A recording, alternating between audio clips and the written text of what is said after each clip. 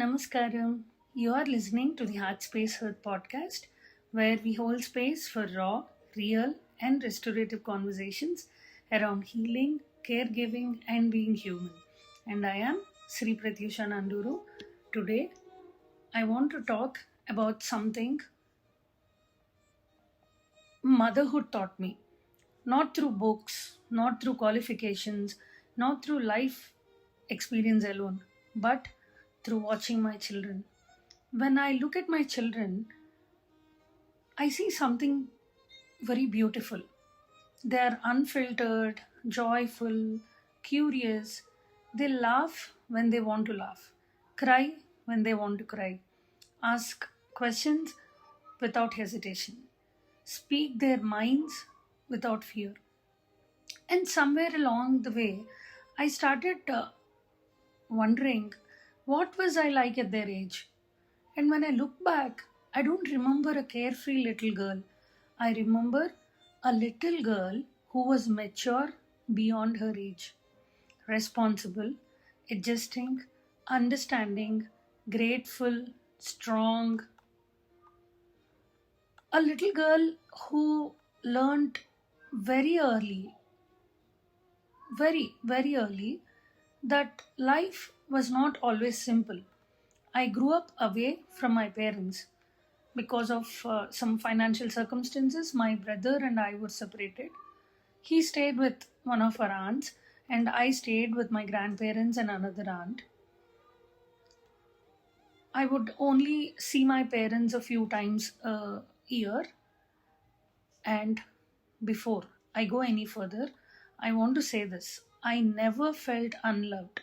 My aunt became one of the greatest blessings of my life. Even today, if God gave me another life, I would choose her again.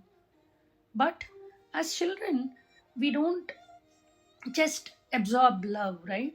We absorb messages. I remember a letter my mother wrote to me when I was very young. Maybe I'm in my second standard. I was in my second standard. I it was read out to me by my aunt, and one line stayed with me: be a good girl, don't answer back, be grateful because they are looking after you.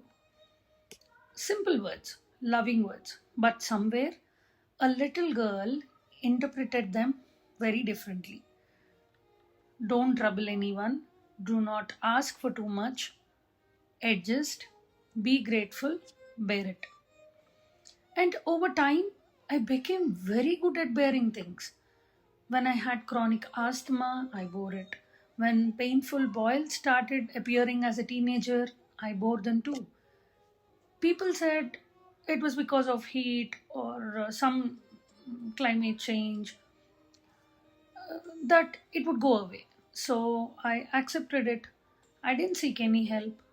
I thought enduring was maturity. I thought carrying pain silently was strength. And life reinforced that belief because every time something difficult came my way, I handled it. So people assumed I could handle more and more and more. What many people don't know is that strength and sensitivity can live in the same person. You can be brave and still hurt. You can be strong and still need support. You can be fine and still be struggling. There were times in my life when I carried things I should never have had to carry, things I never spoke about, things I excused, things I endured because because I thought that was what strong people do or did. And then motherhood happened, and my children held up a mirror. Watching them laugh loudly, express themselves freely, ask for what they needed without guilt, show every emotion without apology, made me realize something.